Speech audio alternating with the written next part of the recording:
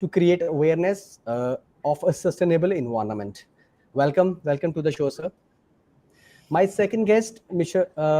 Krishnan Karunakaran, he's the CEO of Biofuel, has an experience of more than 12 years, and he has a proven track record as a biofuel entrepreneur. The Krishnan holds significant knowledge and experience in working with organizations and in helping them to plan and mitigate their energy needs to renewable alternatives. Welcome, sir. Welcome to the show. And my Thank you. third guest is Mr. Rupesh. He's the CEO of EV Technologies, and he's looking after BD and government corporate affairs. He has vast experience in power sector also. And finally, we have with us Dr. Nishendra Nishanchal. He's the Director of Innovation India Idea Consultancy. Actually, Mr. Kenjakal wear many hats. He has an experience of 25 years in medicines, and he has also experience of issues of health related to the climate issues. Thank you very much for being with us, sir. So let me begin my first questions to Mrs. Ashish sir. Ashish sir, how do you see the problems of the waste management in India, and what kind of steps needs to take at the policy or individual level to tackle this problem, sir? See, waste management issue in India is a huge. We all know, and we all see in our daily life. It's not being collected on a regular basis. It's not being treated as recommended, and we have huge cry in the surrounding by each kind of stakeholders. And because of the mismanagement of waste, we see a lot of impact on our environment. Our soil is getting polluted, our water is getting polluted, our air is getting polluted, and just it's a summer time, and the waste which are being dumped at the dump yard or landfill site is getting fire also. So there are a lot of fire accident in northern region because the ambient temperature is quite high, above 40 degrees Celsius, and under the anaerobic decomposition, methane gas released from the landfill, which get which get fires, and other material at the landfill site also gets fire and release very toxic gases into the environment apart from the PM 2.5. So it's a very alarming situation. So we need to have some permanent and sustainable solution to manage our waste. And the basic things to manage our waste is the people participation, because the waste is being generated by the Aam Janta, general public, and if they need to bring behavioral change in their behavior toward the waste management, they need to segregate waste at source, and they have to adopt no to littering policy in their lifestyle. So till a common man do not participate in this solid waste management scheme, we can have a policy, we can have rules, regulations, we can penalize people, Okay. but we won't be able to achieve our goal to make India more beautiful and clean and green, and reduce the impact of mismanagement. So people participation is the key to have sustainable waste management. They have to bring change, and they have to adopt 5 years of waste management, being be responsible to reduce, reuse, repair, and recycle your waste. Uh, my second question is, sir, do you think that the rapid urbanization and as the way per capita income is increased, but our municipalities and local bodies are not prepared to handle these kind of things? That's why we have facing these kind of challenges See, in the cities. urbanization, yeah. So urbanization has contributed a lot toward the increased rate of waste generation, because Okay. when we grow, and when our income is growing, so our purchasing capacity also increase. So now with the per capita income increase, our purchase capacity has also increased. And when we purchase lot, when we go out for eating, and we purchase a non-essential thing also, definitely we it leads to generation of more waste into the society. And somehow the we our the entire system has not grown proportionally. So if you see the status of our urban cities like Delhi, Mumbai, Bangalore, so maximum population live in these cities only. So there is a very dense population, density of population in the urban cities very high, and our systems, the civic amenity system, has not developed proportionally. So we are still using the traditional system of managing lot of civic amenities, and the capacity of these civic amenities or civic bodies has not grown. They are having lack of financial resources. They have lack of technical resources, and the knowledge of rules, regulation, and policy, which are notified by the central government or the ministry at the centrals, uh, has not circulated in a right manner to the grassroots people.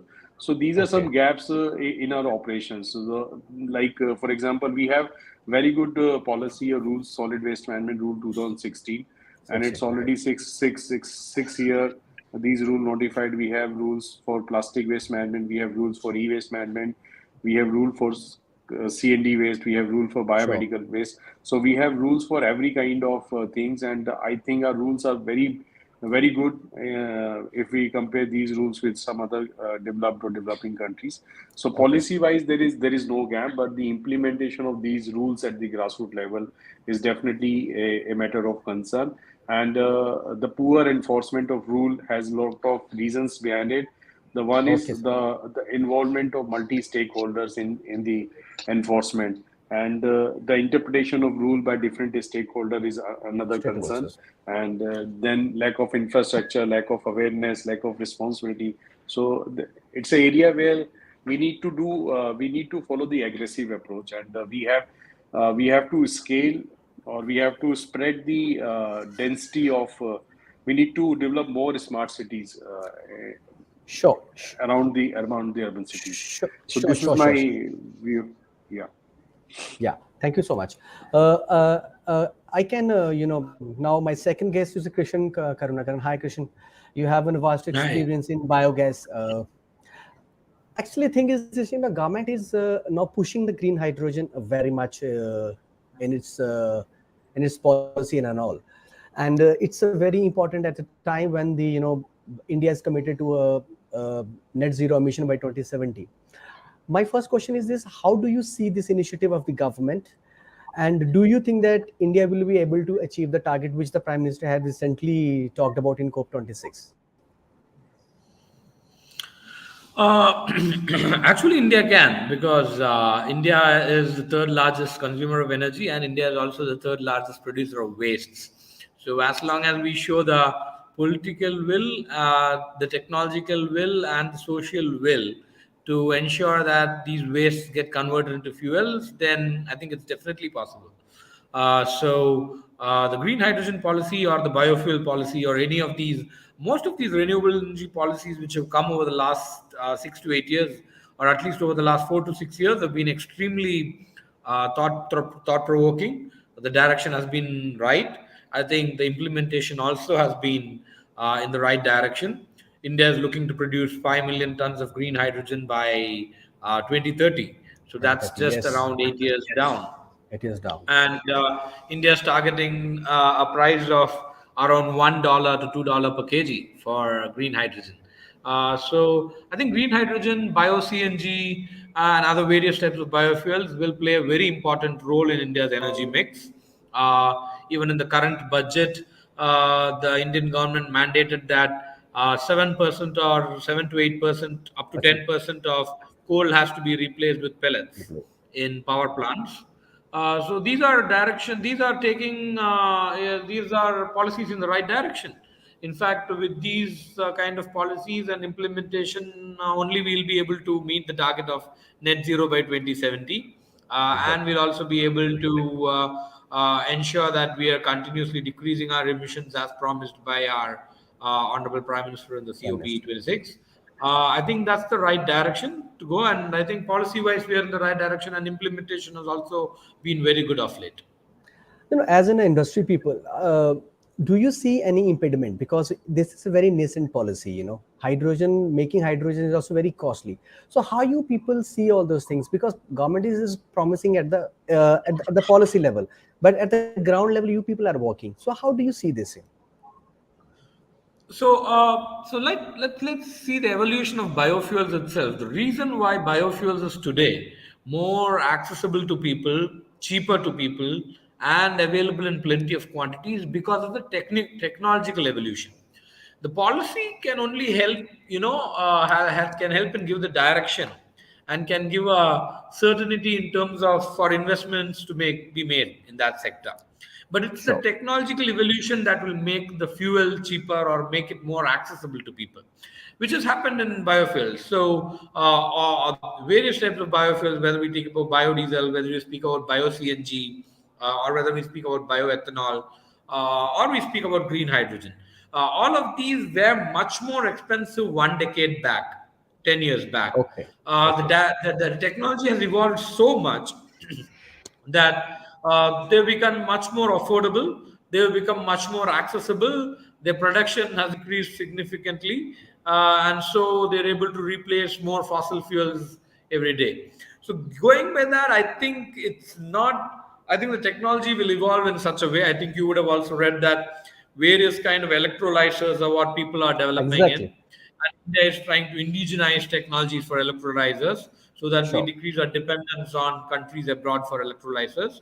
I think that's the right direction by which it will become cheaper and more accessible and more affordable. Till then, yeah, I think policies only help you give the right direction for the movement.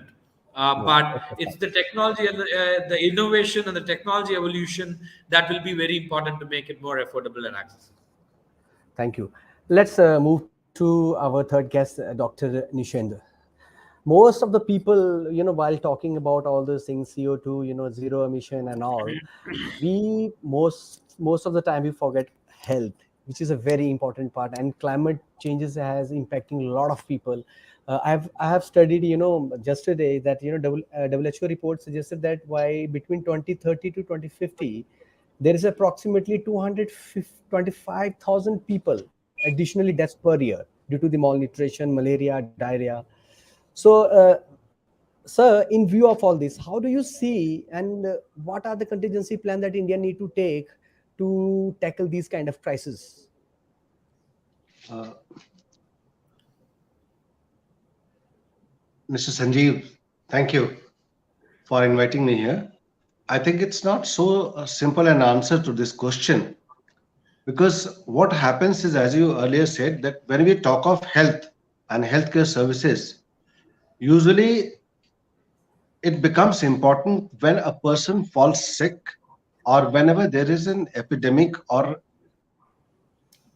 any havoc like we have seen for last 2 years, COVID-19. So that's the time healthcare system comes on the center stage. Otherwise, healthcare system is not in the priority list, at least not in the upper half of the priority list of any agency, the government, administration, judiciary, media, everywhere. So, coming to your first question, that what are the concerns?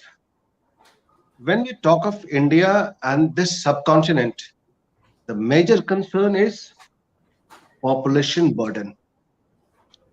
Second is illiteracy. Third is poverty. And then don't forget that whenever we are talking of healthcare delivery, most of the time we are concerned about healthcare delivery in the metropolitan cities, the second tier cities, or maybe in the towns. When it comes to the village levels, especially when we talk of the pan Indian approach, say the North India, the Gangetic belt, then you go to the hilly areas, you go to South India. So the requirements are different and the solutions also different. So unless we address these core issues, simply talking about health will not be very much fruitful and very much useful. So the crux of the problem is not centralizing. Number one, we should decentralize the services. Like whatever we are talking about, we must think that we are not talking about people sitting in Delhi, people living in Bombay, Mumbai, in the metros, in the towns. We must think about people who are living in the villages where proper drinking water is not there, the healthcare system is not there, the public health PHCs are not there. It augurs well here to talk about the recent WHO report that tells you that we had lost almost 50 lakhs of people they have died due to COVID in India. This is the report from WHO. You must have seen 45 lakhs to be precise. Sure. The government of India has contested that maybe this is not correct, but whatever it be, this is the report of WHO. During COVID-19, what happened? Like initially, you asked me, ki, why is my hair not there? Because I lost my younger brother's wife in the wave of COVID last year. I have seen people dying because of COVID, and I'm a doctor, and I know what had happened. What had happened was it was a total collapse of public healthcare system in India. Why did this happen? Because we had not strengthened it. We had not thought about public health. When you talk of tackling malaria, malnutrition, the infectious diseases, all these are rampant in the rural areas. And this can be handled only by the public healthcare system. So, number one is you have to have a plan where you have a accountable general administration. Forget about medicine. General administration, number one, that should be accountable. Number two, you should have public healthcare system that should also be of good quality with the services of connecting to the bigger centers with telemedicine. Number Okay. three, Number three, this care and these services should be accountable and should be of good quality. Okay. So I think this sums up about the issues we are facing. And when you come to the next question, I'll give you the details of some Okay. of the Okay. diseases, etc. Sure, doctor. I think so. Rupesh sir is with us. Rupesh sir, are you here? Hello. I don't think so. Uh, Now let's go to our first guest, Ashish sir. I just want to ask you that because the government is planning to ban the single-use plastic, by July this year. Most of the people are saying that it's a circular economy. I don't think so. This is going to be work in such a way because without Sorry, I how lost do you your see this? voice. Can you repeat your question? I lost you. Black.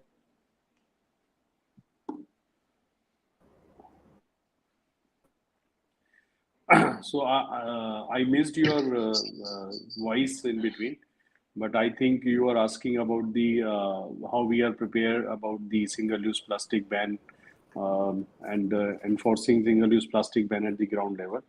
So I would like to clarify one thing. So we are not banning all kind of single-use plastic. So Government of India has listed Yeah. identified So 19 how items of how single-use.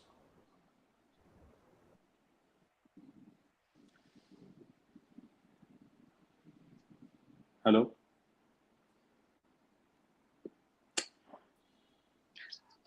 लग रहा है उनका net problem आ रहा है संजीव जी का, और इसलिए जी आप शायद उनके प्रश्न को नहीं सुन पा रहे थे और हम भी नहीं सुन पा रहे थे। लेकिन वो जिस प्रकार से उन्होंने अपनी चिंता व्यक्त की है, उसमें जैसे वो जुड़ जाएंगे हम उनसे फिर पुनः आपसे बताएंगे। लेकिन आप अपनी बात कर रहे थे, आप अपनी बात को पूरा कीजिए।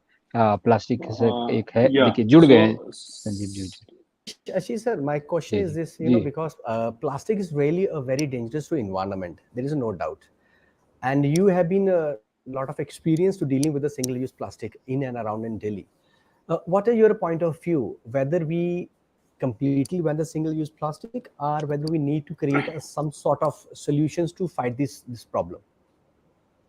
so government is planning to ban 19 items of single-use plastic. So Yes. government are not planning to ban entire category of single-use plastic. First of all, they first define what is single-use plastic.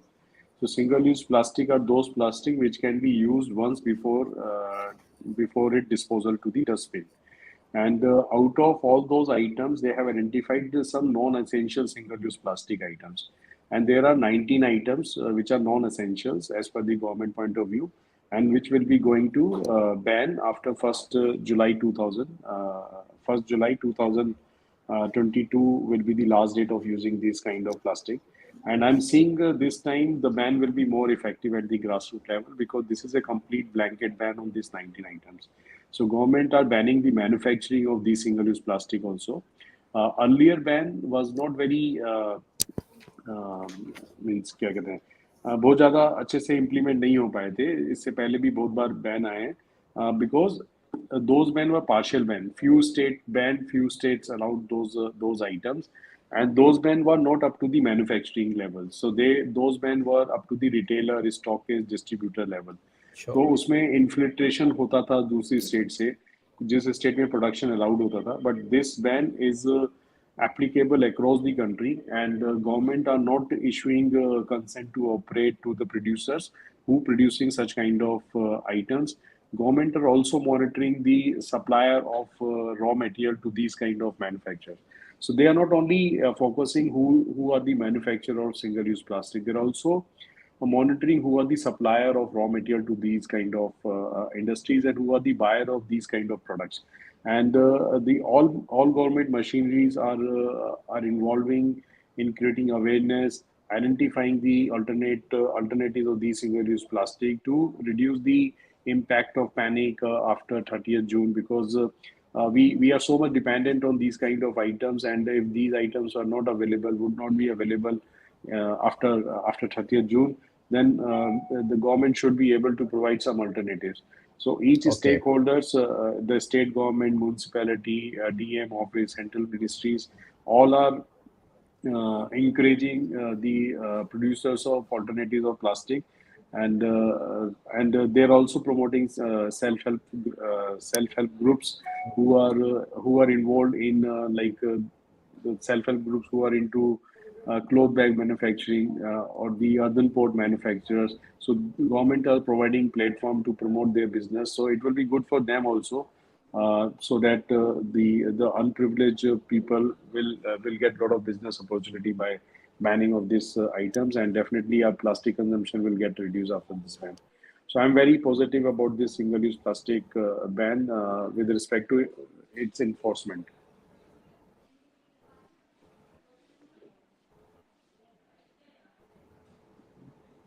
Sure, sir. Thank you so much. Krishan, my question is to you. Are you getting my voice? Hello, hello.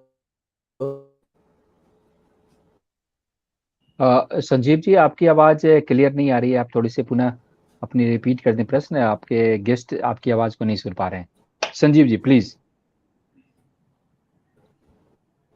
Sanjeev जी आपके net में problem है आप पुनः एक बार check कर लें जी हाँ चलिए हमारे पास साथ जुड़े हुए हैं किसान करुणाकरण जी आप हेलो। सीईओ हैं बायोफ्यूल के जिस प्रकार से प्लास्टिक का एक कह सकते हैं कि निश्चित तौर पर उन्होंने मसला उठाया है जी संजीव जी आवाज आ रही है संजीव जी सुन पा रहे हैं नहीं सुन पा रहे हाँ उनका नेटवर्क प्रॉब्लम आ रहा है चलिए हम किशन करुणाकरण जी के पास आते हैं जी किशन करुणा जी जी जी Krishan, आ I'm रही है just आवाज asking you, जी yes, okay he's listening me now. Yes, I'm so sorry. हाँ sure Krishna, sure I just want to ask you, as you said that India has set a target to meet a 5 million, green hydrogen by 2030. How realistic is this, at a time when India is already facing energy crisis? You know, our 70 to 60%, our electricity production depend upon coal. So do you think that it is too early to, to over realistic I'm talking about in that sense? I don't want to judge on that because I think it's glad to have very aggressive targets on this. I think it's better to have aggressive targets than having very meek targets because aggressive targets will push us to run towards that more aggressively. So you would have heard that India has almost reached its 10% ethanol blending target this year. I think this Yes. month, which is a great achievement.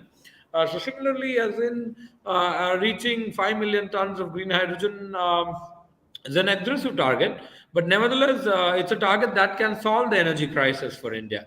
In fact, India is looking to become an exporter of green hydrogen going forward, considering that we'll Yes, be of able to course. generate significant amount of green hydrogen more than most part of the world.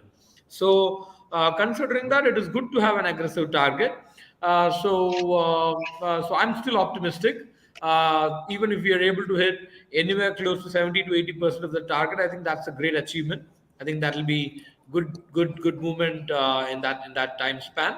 So 5 million tons of 2030, nice target to have, and I think it will be great if India can move towards that direction. So government is also giving an incentive to the industries, PLI schemes. So what kind of opportunity more are you looking from the government if you achieve the targets? So yeah, as in these are incentives which will help the sector move. I think we as a marketplace we depend on more and more supply coming into the picture. So more and more manufacturers starting to produce this particular fuel, green hydrogen, or whether it be bio CNG or any of these. It's only good for the environment because they are broadly manufactured from wastes and from green sources, and also help in decreasing the emissions significantly. India emits huge amount of carbon dioxide. India is the third largest energy consumer, Third, and as you rightly exactly. said, India consumes 70% of its fuel comes from coal. Cool. And one kg of coal emits close to 2.5 kg of carbon dioxide. Carbon dioxide. So considering all that, India consumes 1,000 million tons of coal. So that's 2.5 times that. So we close to 2,500 million tons of carbon dioxide is what we emit when we consume 1,000 tons of coal. So considering all that, I think the direction is to have an aggressive target to move towards green hydrogen. So the policies are right. The policy of the PLI scheme for electrolyzers, Yes. and the various schemes that India's the Satak scheme for bio CNG, the RUCO to UCO biodiesel scheme for biodiesel, and the 10% mandate to convert coal to pellets. All these are in the right direction. I think these are the kind of policies that India needs to achieve and to become a leader in renewable energy, and to be a Wonderful. leader, showing the world the path towards fighting climate change. Okay, thank you. Doctor, my question is to you. How do you weigh that, this just Ashish sir is mentioning that government is taking a lot of initiatives in terms of pollution control, pollutions and plastics. Do you think that these kind of things is also impacting our health systems very aggressively because of waste and all those things? Yes, Mr. Sanjeev. See, the environment has got a lot of issues like air pollution, water pollution, the irradiation or the radiation, atomic radiation. All these things have deleterious effects on the health, like malnutrition is there, that has got various factors attached to it. When you talk of air pollution, there is one ingredient that's known as the noise pollution. So, because I've been a musician and I realized that noise pollution is causing havoc to general health, the cardiac diseases, the the diseases related to central nervous system like dementia, learning problems, Alzheimer's disease, Parkinson's disease, heart attack, which is known as the coronary artery disease, then all those diseases which are related to stress, they have got somewhere they are all attached to pollution, where it is air pollution, noise pollution, and when we then we come to the atomic radiation and the water pollution, you have increased cases of cancer, you have increased cases of congenital defects, and lastly, you have the learning disabilities amongst the children. So, tackling the climate change or protecting the environment, that certainly has got a direct bearing with the health of the society. Thank you very That's much. I think so. We have a nice discussion on this topic. This is the first discussion of the environment. I hope we will meet in the future also, and I can take your experts' point of view regarding the environment issues, regarding the waste pollutions. Thank you very much, Ashish sir, for being with us, sparing some time and enlightened us on this waste management issue. Krishna, thank you so much. You are very optimistic. I just crossed my finger because it's just an initial. We are just started, working on this hydrogen policy. Thank you very much, and thank you very much, Doctor Sir, for being with us. I hope we will meet next pleasure. time very soon. Thank you so much, sir. Thank you. Thank you. Thank you. जी बिल्कुल, आप सबों का बहुत बहुत धन्यवाद। लेकिन देखिए, दर्शक अभी काफी जुड़े हुए थे, दर्शक काफी प्रश्न भी भेजने वाले थे, लेकिन चलिए हम इस चलते चलते एक बार प्रश्न एक आध ले लेते हैं कि हाँ जी, आखिर लीजिए ठीक इसका है। क्या है, सरकार पॉलिसी बनाती है। लेकिन ये लखनऊ से लिख रहे हैं रविंद्र सिंह। जी हाँ, रविंद्र जी का प्रश्न है और ये स्टेट व्यू से जुड़े हुए हैं।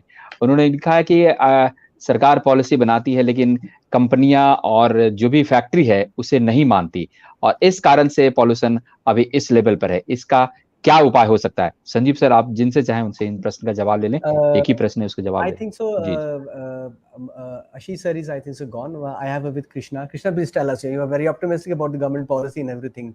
You know, no, they are saying I think, हाँ, एक्चुअली मैं हिंदी में ही बोल देता हूँ क्योंकि I can sure, understand please. Hindi. तो कैन स्पीक इन हिंदी। जी हाँ, of course, definitely. तो हाँ, वो ऐसे है जो आई थिंक वो प्लास्टिक के पोल्यूशन के बारे में उन्होंने पूछा है कि कंपनियां फॉलो नहीं करते हैं, और कंपनियां वो सिंगल यूज प्लास्टिक्स और डिफरेंट प्लास्टिक्स को यूज करना कंटिन्यू करते हैं। बट जैसे आशीष जी ने बोला था कि अभी वो प्लास्टिक्स ही नहीं, जो उसको रॉ मटेरियल दे रहे हैं उसका भी मॉनिटरिंग हो रहा है, और उसका भी रेगुलेशन हो रहा है, जो सिंगल यूज प्लास्टिक्स के रॉ मटेरियल सप्लाई कर रहे हैं। तो उस हिसाब से इफेक्ट होगा। ऐसा नहीं कि सारे कंपनीज फॉलो करेंगे, हो सकता है कुछ कंपनीज और कुछ गवर्नमेंट्स में थोड़ा लैक होगा उसमें। बट अगर मैं जैसे बोलता हूँ कि अगर हम 70-80% तक उसका पालन कर पाते हैं और उसका पॉलिसी का डायरेक्शन सही है, तो I think we should be happy. तो अगर 70-80% भी मीट करते हैं तो अच्छा ही होगा, आई थिंक सबके लिए अच्छा होगा। जी चलिए, बहुत बहुत शुक्रिया, बहुत बहुत धन्यवाद डॉक्टर किशन जी। आपका भी बहुत बहुत शुक्रिया। आप सीईओ हैं बायोफ्यूल के, आपने समय निकाला हमारे इस खास कार्यक्रम में जुड़ने के लिए। निशेंद्र कंजुलकर सर, आप डायरेक्टर हैं इनोवेटिव इंडियन आइडियाज कंसल्टेंसी के। सर आपका भी बहुत बहुत शुक्रिया, बहुत बहुत धन्यवाद। आशीष जैन साहब चले गए हैं, लेकिन उनका भी बहुत बहुत शुक्रिया। रुपेश जी जुड़ नहीं पाए, लेकिन पुनः हम आशान्वित हैं कि अगले कार्यक्रम में निश्चित तौर पर जुड़ेंगे। और इस पूरे कार्यक्रम को संशोधन करने के लिए संजीव कुमार जी का बहुत बहुत शुक्रिया। आपने इन्वायरमेंट पर चिंता की। बहुत कम ऐसे वेबिनार होते हैं, और हम कहेंगे कि फिजिकली आप कार्यक्रम करें और इन सबों को इन्वाइट करें। द इन्वायरमेंट जो आपका ये खास तौर से आप उसके एडिटर हैं, और फिजिकली कार्यक्रम करें, दिल्ली में करें, और पूरे इंडिया से लोगों को बुलाएं, और इस पर एक खास तौर से अपने अपने विचार रखें, और उसमें जो अच्छे कार्य करते हैं उन्हें पुरस्कार भी देने की आप कृपा करेंगे, तो निश्चित तौर पर इस पर लोग सजग होंगे और उसमें दर्शक भी आएंगे। बहुत बहुत शुक्रिया आप सबों का। Thank you. Thank you. Thank you sir, thank you sir. जी दोस्तों, हमारा ये खास कार्यक्रम था और जिस पर हम खास चर्चा कर रहे थे। जी दोस्तों, हम आपको बता दें कि हम समय समय पर आपके लिए ऐसे कार्यक्रम लेकर आते हैं ताकि आप उस कार्यक्रम में से साथ जुड़े, और आपके प्रश्नों का हमें इंतजार रहता है। आप जिस भी प्लेटफॉर्म से वहां से सीधे प्रश्न भेजेंगे, आपके प्रश्नों का जवाब भी मिलेगा। जी दोस्तों, हम ये कार्यक्रम आपके लिए लाया द इन्वायरमेंट। बने हमारे साथ, हम आपके लिए और भी तत्कालिक खबरें लेकर हाजिर होंगे। नमस्कार, शुभ दिन। इस कार्यक्रम के प्रायोजक हैं MS सेल कॉर्पोरेशन। सभी तरह की गारमेंट, मास्क एवं PPE किट एसेसरीज जैसे इलास्टिक, बटन, लेस, कोटा, बेंच कॉर्ड आदि एक्सपोर्ट क्वालिटी के लिए संपर्क करें। MS सेल कॉर्पोरेशन, गोविंदपुरी, नई दिल्ली। फोन नंबर है 9013666652।